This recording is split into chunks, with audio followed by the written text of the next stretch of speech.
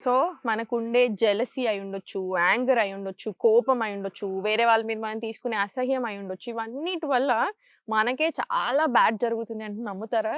యూజువల్‌గా అందుకే అంటారనమాట. వేరే వాళ్ళు మిమ్మల్ని ఇబ్బంది పెడితే, ఆ ఇబ్బందిని మీరు తీసుకున్నారనుకోండి, మన హెల్తే ఖరాబవుతుంది. ఎందుకు? ఇప్పుడు యాంగర్ ఇష్యూస్ ఉన్నప్పుడనుకోండి, బాగా కోపం ఉంటున్నాం ఎవ్రీ మినిట్, ఎవ్రీ డే. అప్పుడు పిత్త దోష ఇంబాలెన్స్ వస్తుంది. దానివల్ల మనకి స్ట్రెస్, యాంగ్జైటీ రావడము, అసిడిటీ ఇష్యూస్, అల్సర్ లాంటి ప్రాబ్లమ్స్ వస్తాయి. స్కిన్ ర్యాషెస్ ఇలాంటి ప్రాబ్లమ్స్ వస్తాయి. మనం ఎప్పుడైతే అసహించుకుంటాం చూసారా? వేరే మనిషిని అసహించుకున్నప్పుడు మనకి తామస్ గుణ ఎక్కువవుతదనమాట. సో, తామస్ గుణ ఎక్కువైనప్పుడు రెస్ట్‌లెస్‌నెస్ ఉంటది బాగా. డిప్రెషన్ ఉంటుంది. అసలు చాలా ఫేటిగ్ ఉంటదనమాట. అందుకే మీరు ఎవరి గురించైనా బాగా ఆలోచించి, ఎవరి మీదైనా బాగా అసహ్యం పెంచుకుంటే ఇలాంటి ఇష్యూస్ వస్తాయి.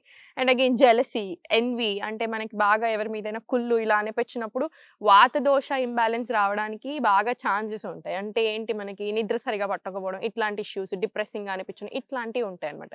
అదే సేమ్ మనము వేరే వాళ్ళ గురించి మంచి ఆలోచిస్తాం చూసారా? పక్కన వాడికి మంచి జరగాలి అని అనుకున్నప్పుడు సత్వగుణ ఇంప్రూవ్ అవుతుంది కదా! సో, మనకి స్ట్రెస్ అండ్ యాంక్సైటీ తగ్గుతుంది. మీరు తెలియకుండానే చాలా కామ్ అయిపోతారు. మెటబాలిజం, డైజెస్టివ్ ఫైర్ మంచిగా ఏదైతే బ్యాడ్ ఎమోషన్స్ ఉన్నప్పుడు వీక్ అయిందో అది స్ట్రాంగ్ అవ్వడానికి హెల్ప్ అవుతుంది.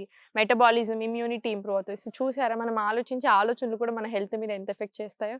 సో, ఇది మీరు లేట్ చేయకుండా మీ రిలేటివ్స్‌కి పంపించేసేయండి.